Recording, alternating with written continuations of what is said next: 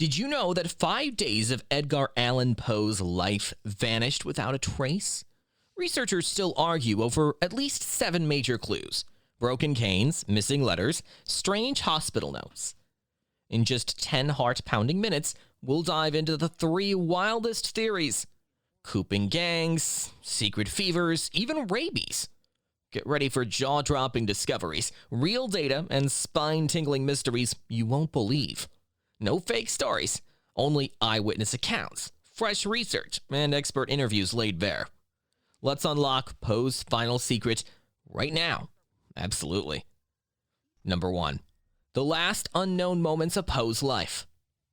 Have you ever heard a story that makes your skin tingle? That's exactly what happens with Edgar Allan Poe's last days. We know he died on October 7th, 1849, but everything before that feels like a puzzle with missing pieces. No clear hospital record, no final letter, just whispers in old newspapers and a doctor's short notes. It's as if Poe slipped into a fog and never came back. The mystery keeps us hooked. Every time someone digs up an old diary entry or faded newspaper clipping, we hope it will explain what really happened. Instead, we find more questions. Why was Poe wearing clothes that weren't his? Why did he wander the streets lost and confused? These questions make Poe's final days as thrilling as one of his own ghostly tales. Number 2. Poe's farewell tour and his trip to Baltimore. After his young wife Virginia died in 1847, Poe was heartbroken. To start fresh and raise money for his new magazine, he hit the lecture circuit in 1849. He spoke in big cities like Philadelphia and Norfolk, earning applause and a little cash. He even stopped in Richmond to visit Elmira Shelton, his childhood crush. That night, he left Sadler's restaurant with the wrong cane and his favorite book still behind him. The next day, he sailed to Baltimore. Friends said he looked okay, sober, in good spirits, ready to get back to work. But after he got off the boat on September 28th, he seemed to vanish. No letters, no hotel receipts, no reliable sightings until days later. It's like he walked into a story and never came out. Number 3. The week that disappeared. From September 28th through October 2nd, Poe's trail goes cold. His cousin, Nielsen Poe, later admitted he had no clue where Edgar stayed or what he did. Was he planning to go on to Philadelphia? Did bad weather make him stay in Baltimore? We don't know. This missing week is a magnet for wild ideas. Some say he saw a doctor, but records conflict. Others claim he drank too much and lost his bearings. Because there's no diary or letter to explain, every clue feels like a grain of sand in a desert. Small, separate, and confusing. Number 4. Found at the Voting Booth Tavern. Election Day in Baltimore was October 3rd, 1849. That morning, locals spotted Poe outside Gunner's Tavern, which doubled as a polling station. He looked lost. He slurred his words and wore a cheap straw hat, baggy pants, and a shabby coat, none of which belonged to him. Worried friends came to help and rushed him to Washington College Hospital. There, Poe drifted in and out of consciousness. He was sweaty, pale, and muttering bits of strange words. For 4 days, nurses watched him struggle, but Poe never explained how he got there. Number 5. The doctor's story and the missing details. Dr. John M. Moran was on duty at the hospital. Years later, he wrote a pamphlet defending Poe's honor.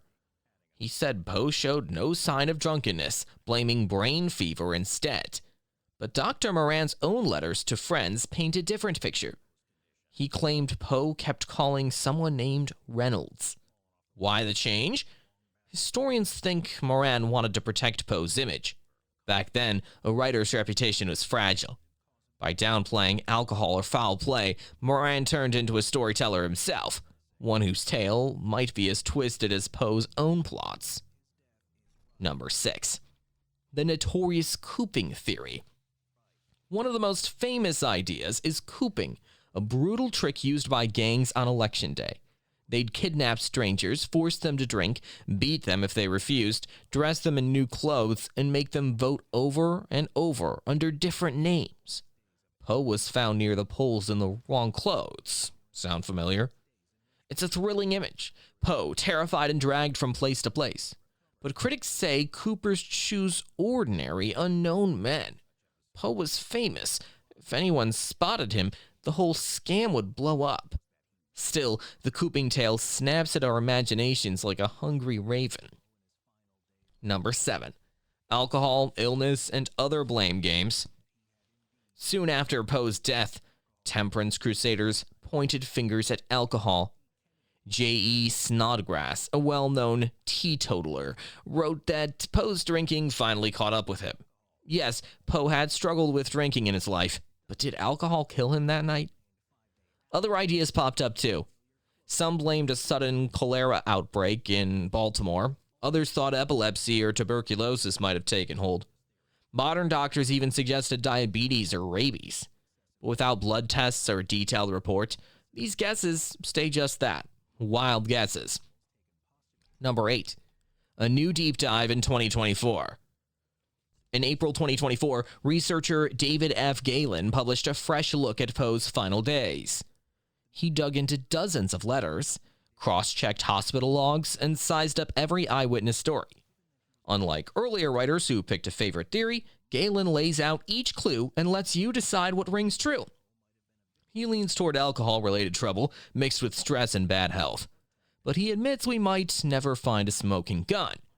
What makes his book stand out is the way he lines up all the clues side by side, helping readers see how each one fits or doesn't fit into the puzzle. Number 9. Forensic theories that sound like science fiction. In more recent years, some scholars brought science into the mix.